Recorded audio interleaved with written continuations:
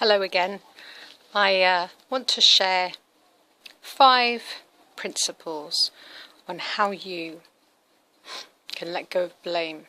And I think that this is an important subject because when you are healing, when you are moving from healing to flourishing, when you are just living your day-to-day life, whatever it might be, if you are holding on to blame in any sense of that word, then you are going to be taking energy from your energetic system and throwing it away and basically saying, oh, I don't need that. But of course you do, you need your energy, and you're wasting it and you're spending it in areas where you shouldn't be spending it because you are still hanging on to something that you shouldn't be hanging on to.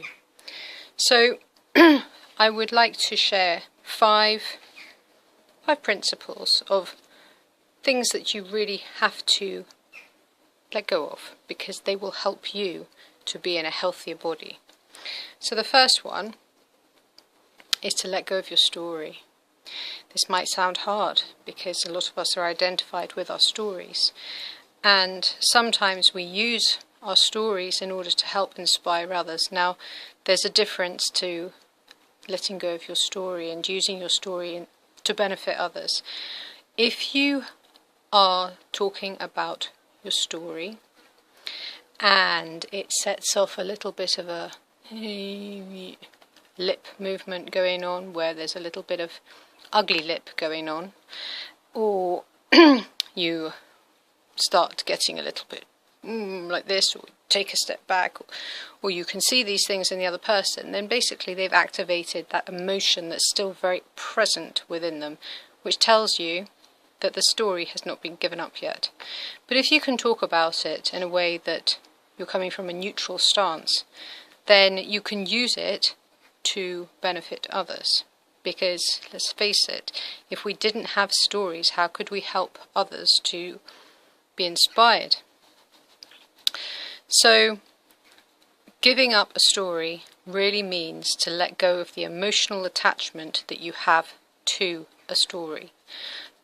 When somebody asks you how you are, instead of going, oh, my knee hurts, this hurts, blah, blah, blah, blah, blah, blah, da, da, da, da, consider what you can say that is going well in your life and use those things instead and concentrate more on those. Now, I'm not saying that means you have to deny how you're feeling if you really have got something going on, but there are some people that just hang on to their story. Oh, this happened to me and this is why I'm the way I am. I was abused, and because I was abused I can't do this and I can't do that, and I'm nervous, or I'm fearful of people, or I don't trust, or all of those things are just things that you're just telling yourself and instilling into your mind and making yourself worse, and it depletes your energy and it also disempowers you because you can't control others, but you can control your response to what has happened to you in your life. So you can change how you feel about things and say, you know what, I'm going to be present with this, I'm going to see it for what it is, and I'm going to let it go. So that's number 1, let go of your story. Number 2, you must forgive. You must forgive because it will set you free, and freedom is very important. You have to be free of it. You have to let it go. So forgive. Now, you don't have to go up to somebody and say, I forgive you for what you did when you stole my pencil case when I was 11, or whatever it is, because these tiny little things as well, they can be stuck within our energetic aura.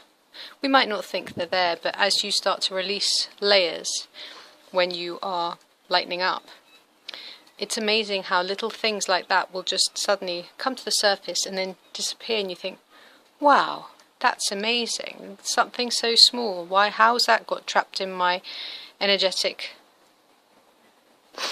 space? How is that possible? But it is. So forgive.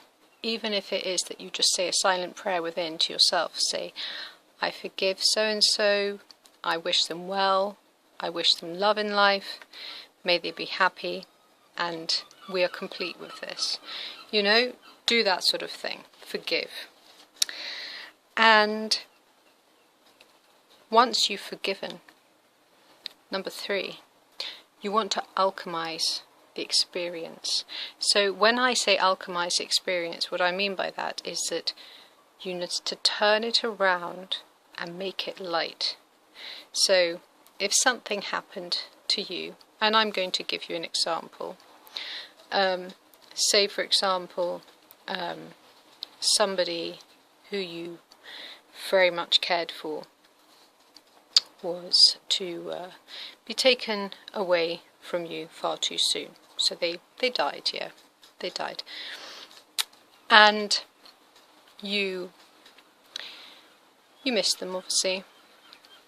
So how can you make this a good experience? How can you alchemize this? And you want to say, well, you know what? It's sad that they've gone, and I miss them, and I love them, and I forgive them for anything that they might have done that, you know, wasn't great. And that's not just for you, but like everybody does things in life that they wish they hadn't. And if you're taken away too soon, maybe you don't have a chance to say, forgive me for this or forgive me for that to the people that you would like to, or even just saying it in your own mind. So you say, right, well, you forgive them, and you consider all of those aspects that they might have done that they would like some assistance with, because they can't do that now. And then you go, you know what? Thank you for this experience, because I've learned a lot from it, and I wouldn't have had this opportunity if this hadn't happened. Now, I'm not saying that this is some sort of way of going, oh, you know what? Everyone go off and just disappear, and so that I can say, oh, I'm so grateful for this and that and the other. But if something happens that's traumatic in your life, instead of like letting it take you down and become a victim to it, rise up and use it and become wiser from it. And that is how you alchemize a situation. And that's how you alchemize a trauma or anything that's happened that's not been of the best experience for you at that time. So the best thing that you can do after you have alchemized a situation and given thanks for the experience is to be grateful. You want to be grateful for it. Now, I did mention this is like a 2-part thing of the alchemy of turning it around and using that experience to turn it into light. But be grateful. Be grateful that this has come into your life and that you can say, I've learned from this. This has helped me to grow. I am wiser now because of it. And then finally, number 5 is to then spread light. To be light. And one of my absolute favourite transformational teachers on wisdom and many other things was Dr. Wayne Dyer. And he used to say that if somebody is coming from a place of love, it doesn't matter who it is, they are not going to be afraid or fearful if that person's response to any form of fear is just pure love. So the purer that you become, the lighter that you become, the more loving thoughts that you have for others and for all expressions of life, then the lighter your energetic system and aura will become. And therefore you are going to be only sending out love. And because you're only sending out love, you're going to be receiving love too, because what you're doing is you're transforming situations around you. You get a lot more from life when you are in a place of love. And it seems like such an easy thing to do, but it does take a bit of time to be able to really get your vibration to that kind of level, because you know, we all have moments that we flare up and then we think, gosh, that blah, blah, blah. And then you think, oh, hang on a second. But you want to really let go of everything. You want to deal with stuff as and when it comes up, obviously, but you just want to be acting from a place of love at all times, and going through those 5 steps of blame, so that if anything comes up that upsets you, you need to work through them. Like say, okay, you know, I'm going to let go of that. I'm going to let go of it. It might not be a long story at that point, but you can let go of it straight away, you know. Don't hang on to stuff. And then forgive it. And then alchemize it. Alchemize that. Be grateful for it. And then send out the light. So, thanks very much for watching. Lots of love. Bye.